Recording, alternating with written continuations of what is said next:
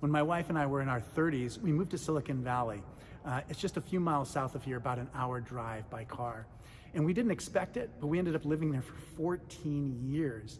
And during that time, I made a study of Silicon Valley culture, read tons of books, met lots of Silicon Valley pioneers, and I really studied the influence that that small region had on the entire world and what it means to be a modern person today.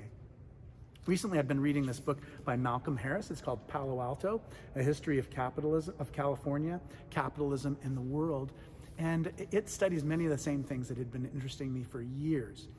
He begins by talking about the 1849, the discovery of gold in the Sierra Nevada mountains, and about how we used industrial techniques like hydraulic mining techniques to wash out every ounce of gold out of the mountains, and the destructiveness that caused both in the mountains and then in the bay where there's so much mercury and there's so many tailings from mines. There's still an issue for us even 150 years later.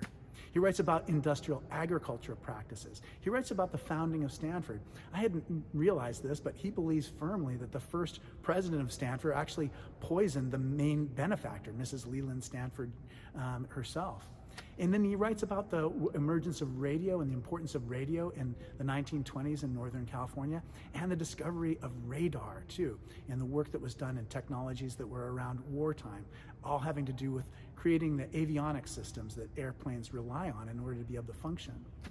He writes about the horrors of World War II, about massive bombing attacks that were implemented in Dresden and London and Hiroshima and Nagasaki, how terrifying these were, how unique in all of history they were, and how our response to it was to begin to build intercontinental ballistic missiles that would carry nuclear weapons thousands and thousands of miles away, and how these suburbs were built by the money that was expended to create these horrible weapons.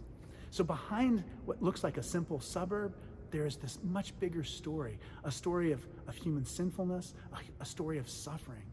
And even today, the chip manufacturers, the computers that we built in order to build the nuclear weapons, they're just as important as nuclear fission. In order to build a nuclear weapon, you have to have a computer.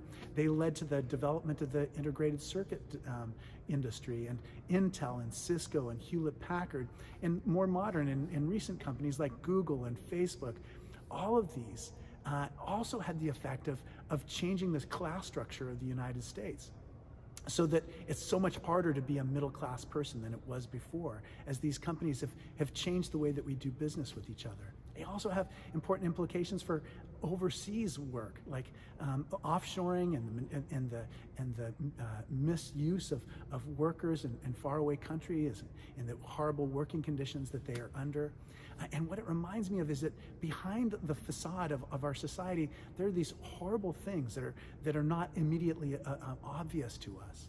I've also been reading Jill Lepore's book, These Truths. It's a one-volume history of American life. And it's tremendously important for all of us who received an education in history more than 20 years ago to study what history looks like now, that we understand better how race has been such a central component to the American story from the very beginning, that this terrible racism that treated human beings like property, in every generation it looks different, but in every generation it continues on as a thread that goes and connects us to the very beginnings of the country.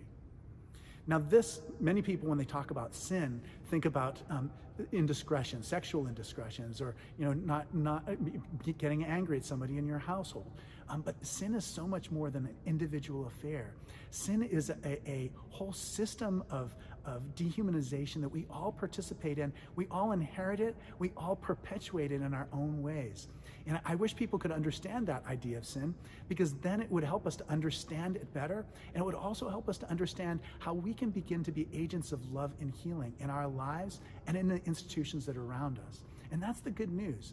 The good news is not that we're not trapped in these impersonal systems and impersonal experiences of evil and violence. We also are loved by God. And as children of God, we have the chance to care for each other and to improve the world that we found and inherited. My name is Malcolm Clemens Young. I'm the Dean of Grace Cathedral here in San Francisco, California. Thanks for watching. More good news.